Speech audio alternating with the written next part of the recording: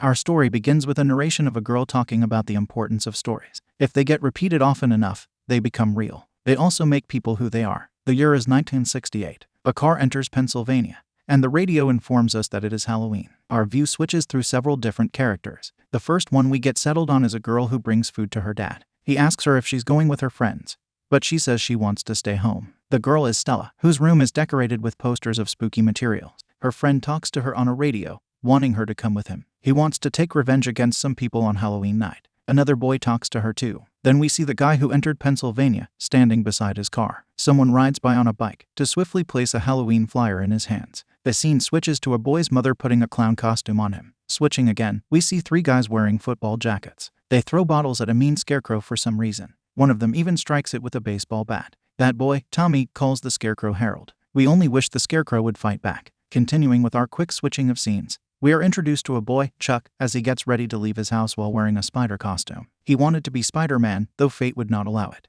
The boy in the clown costume soon comes to meet him. He is Augie. We briefly see Stella getting ready as a witch, which puts an end to our introductions. After that, the three friends walk outside, ready to engage in their Halloween night. Augie tells Stella she should submit some of her stories to school, because the school newspaper is open to submissions again. Yet she does not want to, knowing the kind of reactions her stories would get her. A car then drives by, containing those three hooligans. One of them steals Chuck's bag of candy. However, the boy held it out on purpose for them to take it, so they will receive a very unpleasant surprise inside. This causes Tommy to stop driving. Once he does, the bullied trio throws eggs at the car. When the car returns for them, Chuck throws a bag containing waste through the window at Tommy. For extra impact, he lit it on fire. Such an assault makes Tommy crash into a fence. Following this, the hooligans start chasing the friends. They all end up entering a drive-in movie theater. Stella enters the car of the guy who recently entered the state. He is taken aback by her sudden uninvited entrance, but still doesn't seem to mind that she's there. Although his reaction is different upon the arrival of the other two. The guy tells them to leave.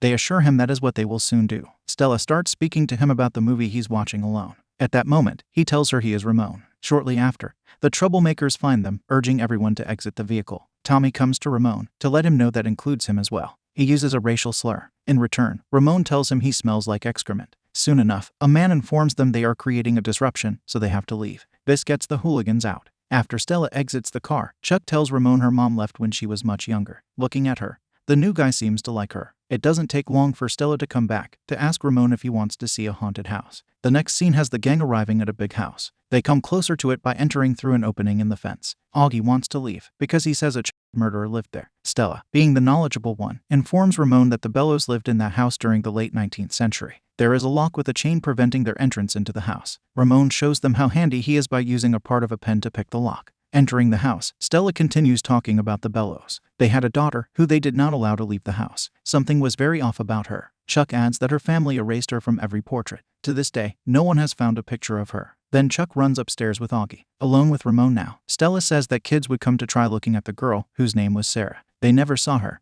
but they heard her through the wall. She told scary stories to the kids. Some of them never returned home. However, before the angry mob could get her, Sarah lost her life. If anyone comes to this house to hear a story from Sarah, it will be the last story of their life. Afterward, Ramon finds some lines on a wall, which they both use to move a structure along. Doing so reveals a hidden door. The area they enter looks like a dungeon. Ramon takes out a switchblade for Stella to pick a lock with. She also proves herself to be handy, so they enter a secret room within a secret room. Before we get to see it, Stella thinks it's Sarah's room. Switching to the other two, Chuck hides in a cabinet to scare Augie. Yet opening it slightly to peek through allows him to experience a different environment. The room he sees is alive and inhabited. An elderly woman sits on a bed, with a dog beside her. When she slowly turns to look his way, Chuck closes the cabinet in fear. The one who reopens it is Augie, showing Chuck the previous environment again. Of course, he comes out confused, wondering where everything went. It scares him to the point of wanting to leave. But Stella yells for them to come to her. So they come to her with Ramon, and she tells them that Sarah must have lived in that room. She points to the wall,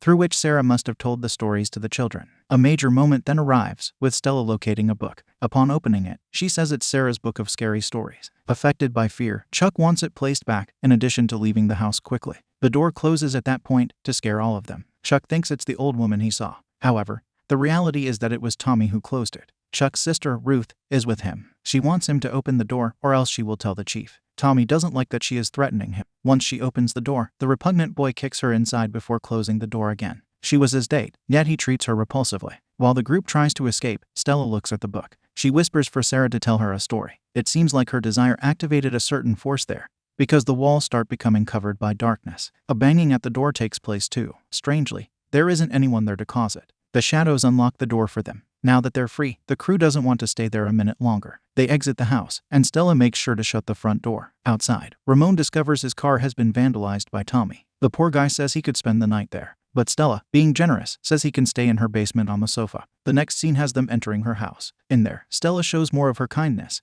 by covering her sleeping father with a blanket. Following this, she comes into her room, finding Ramon reading one of her stories. She quickly takes the story away, telling him it's not finished. After a moment, the guy informs her that if she's serious about becoming a writer, she has to move to the city. Stella shares her reason for not being able to, because she can't leave her dad. Shortly after, she hands him sleeping materials before sending him to the basement. Alone in her room, Stella takes out Sarah's book, which she decided to take with her. She flips through the stories while lying comfortably on her bed. Soon, she comes across a story called Harold. Oddly, it is the last one in the book, before many blank pages. Stella touches its title with her finger, causing it to smear. This is spooky, because it seems to indicate the story is freshly written. Then we see Tommy coming back home. His mother yells out to him that he was supposed to deliver eggs to someone. This makes the boy get to work on his task. As he walks at night near the field, we see Harold the Scarecrow again. It's as if the straw man is looking at him. We see Stella starting to read the story. She reads that Tommy hated that Scarecrow all his life. He took his eggs and left for the last time. Stella finds it interesting that the boy in the story is named Tommy. We see him walking with his basket of eggs as he passes Harold again. It seems like he can't pass the Scarecrow without expressing his hatred toward it. Soon, he finds that he somehow passed by it again. Keeping with his walk, Tommy comes to the same place a third time, though Harold no longer hangs there. It's an empty post. Tommy is confused, yet he keeps walking. When he turns around, we see someone walking there. It doesn't take long for Harold to stand in front of him. This unexpected encounter brings the boy to the ground. The Scarecrow starts moving, prompting Tommy to run in fear, yelling for his mom. He picks up a pitchfork along the way, which he uses to attack Harold. Of course, it doesn't do much to the man of straw. Harold responds by taking it away and impaling the troublemaker with it. He exits the field with straws coming out of his mouth. His hands start growing straws too. Soon enough, Tommy gets claimed by the material. The next scene has Ramon standing near his car at an automobile workshop. An officer comes to him to talk about Tommy. He behaves disrespectfully toward Ramon for some reason. He doesn't quite use racial slurs, though he hints at being a racist. At an auditorium, Stella sits with her friends to let them read the story of Harold. She tells them the story is new because the ink was still wet. Chuck approves that Tommy turns into a scarecrow in the story. Stella doesn't know if it's just a story because their Tommy vanished. This causes Chuck to describe his inexplicable experience at the house they ventured into. Since nothing bizarre happened to Augie, naturally he's the only one in disbelief that something strange is going on. After that, Stella walks with Ramon near the field. She talks about the book with him. He doesn't think the story is connected to reality. Soon, they come to the Scarecrow, witnessing that it now wears Tommy's jacket. This makes Stella wonder if Tommy transformed into the Scarecrow. More so, she wonders if what happens in the book happens in reality. Later, she goes back to the house to place Sarah's book back in its place. We then see Ramon in her room again. To her dismay, Stella sees him looking at Sarah's book, even though she recently returned it. Taking it from him, its presence flabbergasts her. The girl opens it to a blank page to witness a new title magically start writing itself. Such a phenomenon causes her to drop it out of fear. They both watch a story write itself before their eyes. Stella tries to stop it by ripping the pages out. Unfortunately, the story just continues on. The person this story orients around is Augie, so Stella uses her radio to reach him. At his house, we see the boy taking out a pot of stew. He starts talking to Stella on the radio, who urges him not to eat anything because the story revolves around that. Augie doesn't believe her, prompting Ramon to take over. When he starts reading the story to him, Augie says he knows it. Someone is supposed to say, "Who took my toe?" Not hearing anything like that, Augie keeps eating the stew. Soon enough, he discovers he should have listened to them, because he ends up taking a toe out of his mouth. Disgust consumes him, and he spills the stew on the floor. He informs his friends what took place. He doesn't have a choice except to believe them now. He also hears those words he was told he should hear. Fear takes over the boy. He drops his radio while running to his room. As he hides, we observe the menacing being walking slowly in his direction. Augie hides under his bed, the safest place anyone can think of. The door to his room slowly opens. He cautiously looks around with his limited view to find that no one is there. This makes him crawl out to observe that the room is indeed empty. The horror, however, was always there with him. Augie gets dragged under the bed, incapable of offering any resistance. We see the distance he gets dragged along becomes supernaturally extended. Shortly after, Stella rushes in with Ramon. They remove the bed, only to find Augie's scratch marks on the floor. He vanished into the wall. They stand no chance of searching for him there. Later, Stella cries that she took the book. It's not her fault, Ramon says. Stella believes she caused her mom to leave, along with Augie. Then Chuck arrives with Ruth, who get informed about the situation. Stella says the stories are written every night. No one reads the book reads them. She expresses fear that they have awakened something ominous. The same thing will happen to all of them, because they were all in Sarah's house. Ruth disbelieves everything. None of it makes sense to her. She says that Sarah Bellows is a myth. Chuck wants to go to the police, but Stella educates him that that action will get them nowhere. Not having any more of this nonsense, Ruth leaves. Without her, they come up with the idea to burn the evil book. Yet this would be too easy for our heroes. The book lets them know that fire cannot bring it harm. The next scene shows the group doing research on Sarah at a newspaper publishing place. Ramon wants to know when Sarah lost her life. After Stella tells him, he says that 1 year later, the rest of her family vanished. He also says the name Dinata, making Stella say that she's seen that name. She looks into the evil book, which has a story featuring it. They each have a story, she says. All of Sarah's family members. The dreadful moment arrives afterward. The book starts writing another story. This one is called The Red Spot. Stella looks at Chuck because he has a red spot on his shirt. Of course, the boy starts losing his calm, thinking it's his turn to meet his demise. Fortunately for him, though, they see it's Ruth's name that's written in the new story, saving him from being the target. But maybe Chuck isn't fortunate. Not if he loves his sister. At that point, we see Ruth sitting at her school with a pimple. She's getting ready to perform. Not wanting to perform with such an ugliness on her, she runs away to deal with it. In the restroom, she sees that it grew into a more noticeable ball. Now it's truly unacceptable. Shortly after, something starts coming out of it. The pimple opens, and many insects crawl out with repulsive speed. Soon enough, the three friends rush in to help her. Her brother spills water on her from the janitor's bucket, which seems like it works to save her. In the mirror, Stella sees darkness forming. Chuck sits with Ruth while she's covered in pimple. She cries for them to be removed. Outside, Ruth gets taken into an ambulance. In the meantime, Stella tells Chuck she saw Sarah. She was controlling the whole thing. From that experience, we learn it's possible to save someone from getting claimed by the story. It's not an unavoidable situation. The group then finds the address of a woman they learned about while researching Sarah. Upon the gang coming to a house, a lady opens the door and Stella asks if Lulu Baptiste is there. The next scene has them walking inside. We observe the woman they came to see. Her mind seems like it is elsewhere. Stella asks Lulu if her mother ever taught Sarah something like black magic. There is nothing like that in Sarah, she says. There is only rage. Stella replies by asking how Sarah is still writing stories. Lulu tells her that by taking her book, she made Sarah angry. Following this, the woman starts traveling somewhere inside her mind. This makes her daughter tell the visitors to leave. From her, they discover that the hospital has records on Sarah, so they decide to go there. Later, the trio takes a bus to visit the hospital Sarah went to long ago. They experience difficulty with acquiring Sarah's file, prompting them to sneak into the inner part of the hospital. Soon they see where they have to go to acquire the file,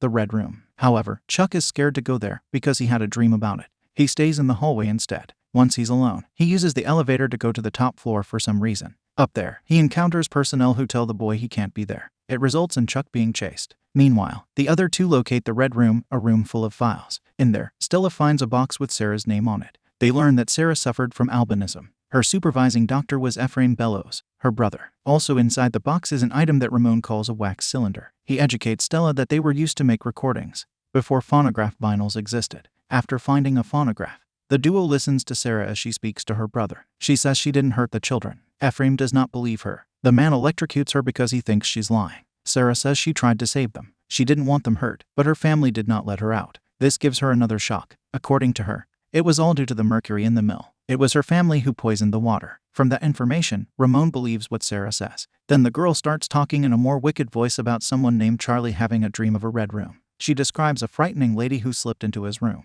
Alarmed, Stella knows that what Sarah describes pertains to Chuck. She takes out the evil book to see the next story write itself. As Sarah continues talking, our attention falls on Chuck. He is alone in an eerily empty hallway. Suddenly, red lights turn on to color the hallways with discomfort. Scared, the boy starts running. It doesn't take long for him to witness a petrifying monster in the distance. With her white skin, elephant-sized legs, blue fingers, and a disturbingly round face, she slowly makes progress walking toward Chuck. Running the other way, he sees the monster there too. No matter where he runs, this horror is there to haunt him. From every direction, she keeps closing in on him. Eventually, Chuck's paths become blocked. The monster does nothing except hug him. She hugs him into her body. When his friends arrive at that location, all they find is Chuck's pen. In the next scene, they occupy the police station. There, Stella calls her father, telling him she's scared she's going to lose her life. This worries the man, who asks what he can do to help. Stella only confuses him by saying nothing can be done by anyone. She wants him to know that if something happens to her, she didn't leave him. At that point, he tells his daughter it's not her fault her mom left. He doesn't know why she did. Stella, full of tears,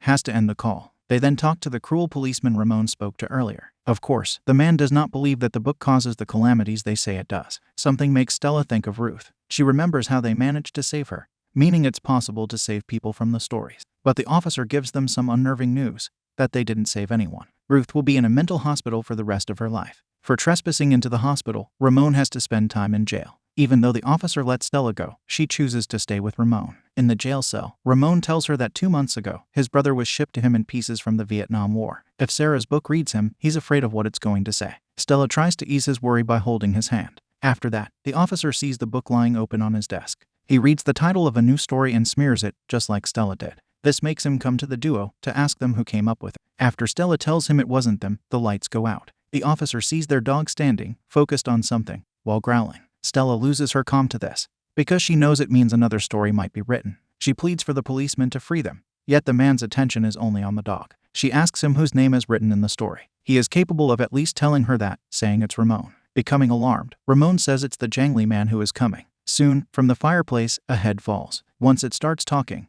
the officer can't believe it. He shoots the head, though that is to no avail. The rest of its body parts fall. They come together to form an intimidating monster, who effortlessly takes the policeman's life. The jangly man throws his body near the cellmates. Afterward, he grotesquely enters their room to inject fear. Stella reaches for the officer's keys, while the monster starts entering Ramon's cell. Then she collects them to free them both. They have some time to run, because the monster is stuck between bars. When they're near the police car, Ramon tells Stella to go back to Sarah's house. There, she should just tell her the truth. If she stops Sarah, she will stop all this chaos. Listening to his reasoning, Stella runs. Ramon is left alone to drive the car. The monster, however, does not make that feasible. Ramon purposefully slams into a truck to crush it. After he exits the car, the jangly man falls apart, only to reform in a few seconds. The next scene has Stella storming into Sarah's house. She instantly yells out for Sarah to stop all of this. The girl ferociously reasons with her. Stella wants her to understand that she knows Sarah is innocent of her accused crimes. Shortly after, the house ceases to be dark and becomes alive for her like it did for Chuck.